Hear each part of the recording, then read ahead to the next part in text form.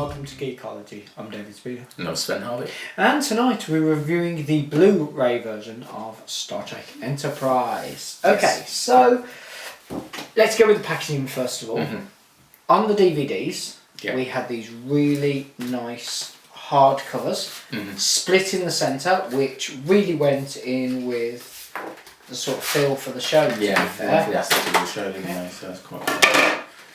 So that opened up, and then you had a plastic sleeve with foam padding to make sure that it sat in it properly. And then you had a booklet with the breakdown for your episodes. Or when it gets there, so when it gets And to the then back part. nice blue. Yeah.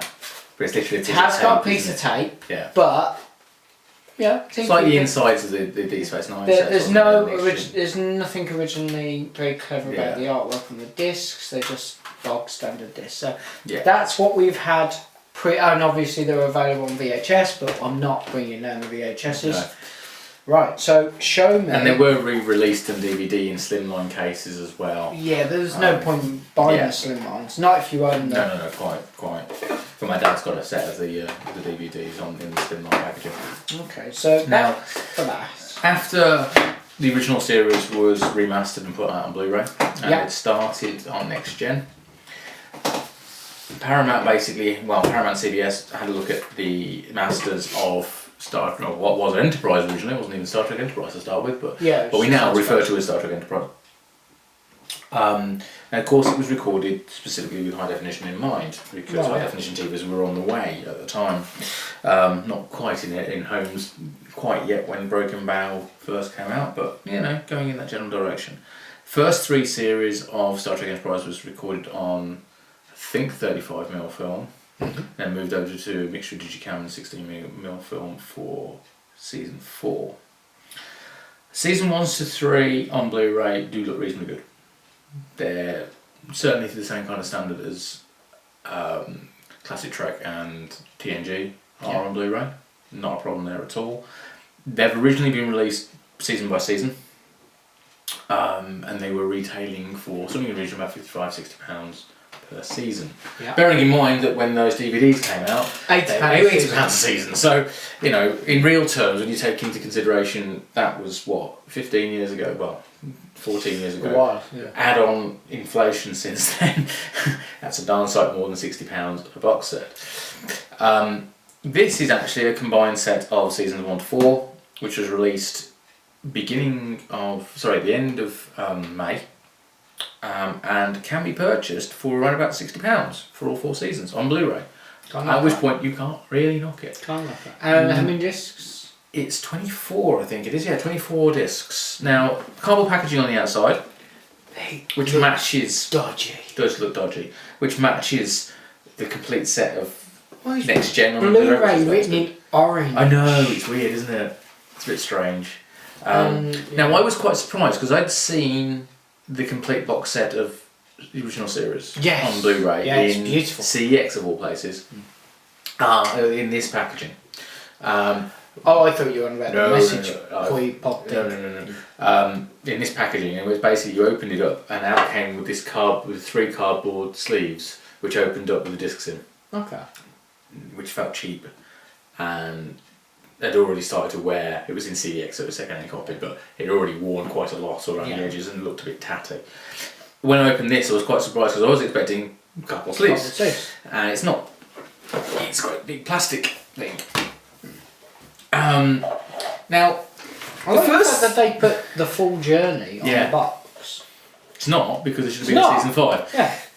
But I don't know, for those of you who aren't aware, Enterprise basically should have gone longer than it did. There were plans for season 5 at the very least, which included refitting the ship and giving it a secondary hull. The artwork for the refit's nice. And the fact that there's now model kits of that. When I took this out, it screamed something to me. So what does it scream to you, just looking at it like that? I like the catch on the box. Not sure why it has a... I mean, that's like a luggage tie piece on there. Yeah. To be brutally honest, it's screaming Chinese knockoff. Yeah, doesn't it? It really. Do you remember the ones they did for TNG? Yeah, and then things like the Buffy ones and stuff like that. Yes, they tended to be in boxes like this. This looks like the Buffy rip-off. Buffy rip-off box set. This is the actual official. This is the official one. But obviously, it's an Amaray type case, isn't it? So it's an official. Ooh, okay. The artworks. There's actually linked together properly. None of this tape thing. Those are replaceable multi hinges. So if you break a hinge, you can just buy a new hinge. Theoretically. Well, finding them. No, you just buy. But that's cannibalised. It's actually Amaray branded, so that's a proper Amaray case. That's a proper Amaray box. Okay. Oh, I love the artwork. Patent pending. Oh, really? Yeah. Okay, the artwork's quite nice.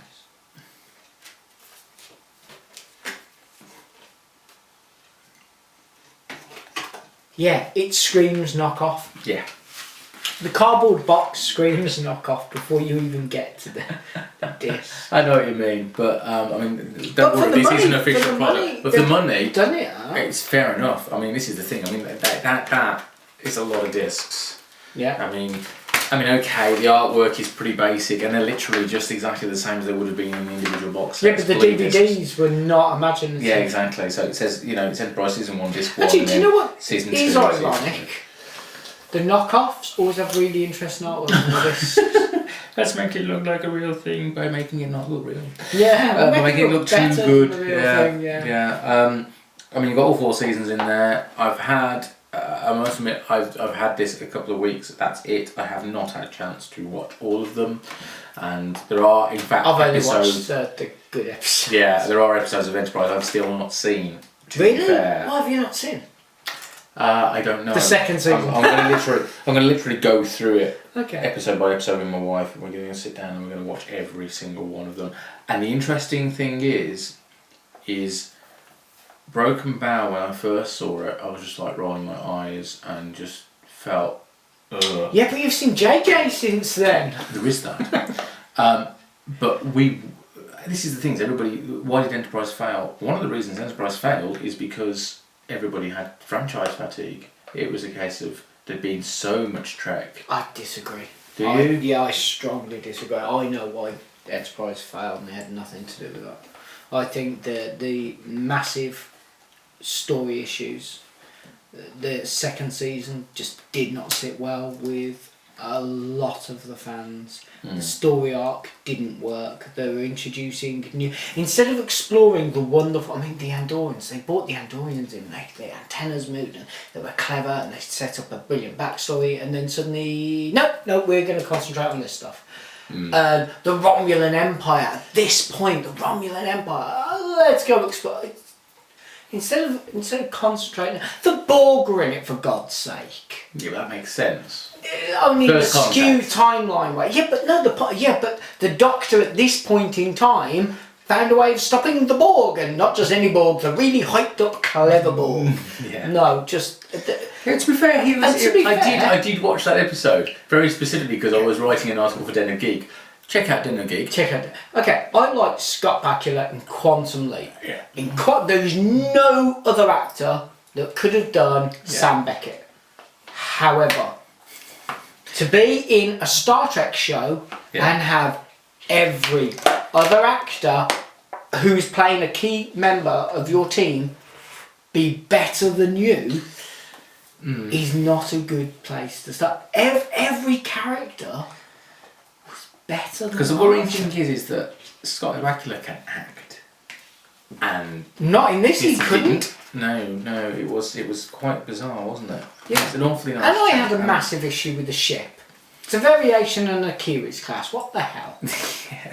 You really like the stylised version with it for season 5. It would have happened. Oh yeah, that was fine. That was fine. But this thing, I think I had no. The weird thing is, some of the stories were so good. The acting in it, other than Bakula's, was very good. The special effects were stunning. They had refined doing it to an art. And in the first season and the fourth season, there was some tremendous Star Trek actual conceptualization, science fiction storylines based on principles, bang on. Second and third season, however. Yeah. Yeah.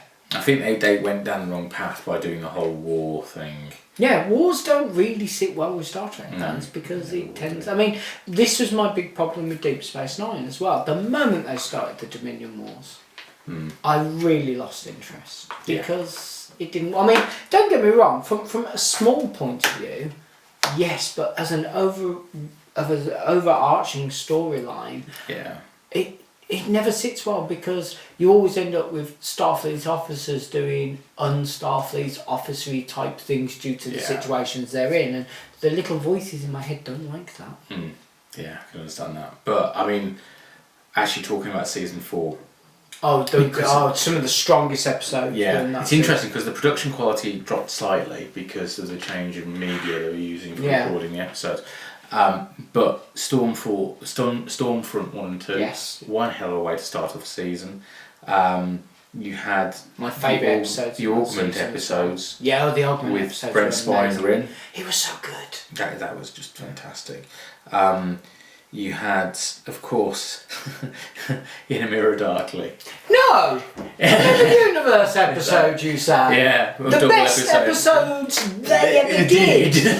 Yeah. The first time we actually got to see a Gorn digitised properly with the tail and the whole reptilian thing. Although I have to say, I think they could have spent a bit more money and got that. CG at the time wasn't really quite up to that, was it, to be fair? But seeing that the USS Defiant. Seeing the Defiant was because for those of you who haven't seen it, basically storyline that involves the Defiant, the Constitution class Defiant that disappears during the original series and apparently reappears in Tholian space in the mirror universe of Star Trek that is depicted in the episode, which is quite back in time. It's the fact they rebuilt so much of it. Yeah, so you've got this Constitution class coming out of an asteroid space station, and it's just like, that's epic. And literally that, the Constitution class starship from 100 years ago, boom, boom, just like anything came in its way, torn straight through it. It makes sense. I mean, you know what, I would have so liked it, just really loved it if they'd have gone, you know what, this is why so much of the previous couple of seasons have made no sense.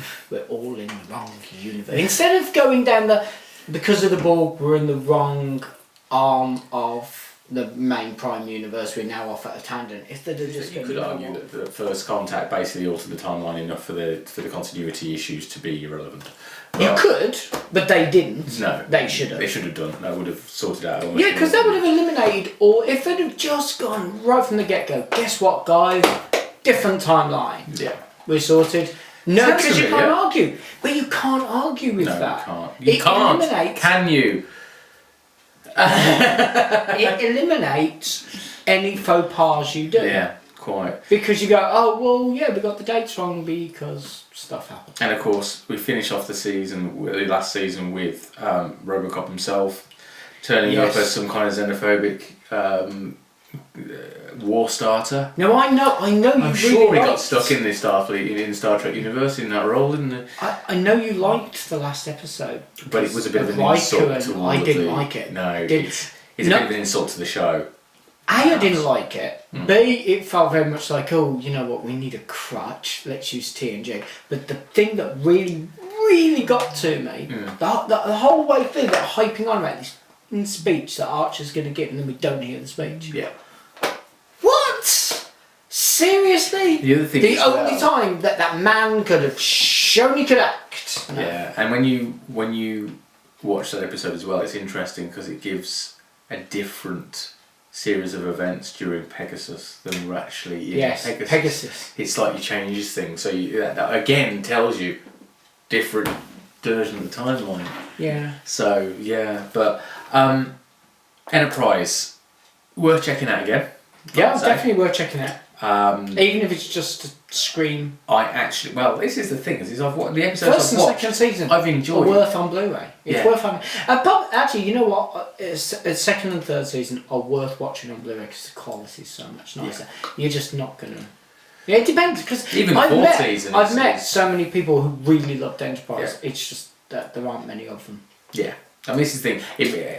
At this price, though, at that price, for 4 seasons on Blu-ray, check it out. It's certainly worth the grab. I have absolutely no qualms in grabbing that and it going next to my next gen. I was never going to be in a situation where I was going to get a collector's edition from Germany of this because it's too expensive for something that I'm not that passionate big enough a fan of. Yeah. Next gen, yes, the steelbooks all the way. I was going to get the best version I possibly could find on the entire planet of it. No, really, for TNG. For TNG, never guess. I'm just hoping Deep Space Nine gets done and then Voyager. You know what I must admit. Yeah. DS9 or you'll do this, but Voyager you'll have the individuals. Yeah. Well, I did the classic. Yeah. And I will with Voyager. Yeah, absolutely. So check it out. See if you can find this online. It's certainly worth grabbing for the kind of price it seems to be going for at the moment. It was pre-ordered for me, and I think was actually under 60. But yeah, it's for that kind of money. 24 Blu-ray discs. You can't knock it. Can't knock it. Right. Well, I think that about sums that up. You can subscribe to us here on YouTube. You can follow us on both Facebook and Twitter, and of course there is the official Geekology website. Thank you for watching, and good night. Good night.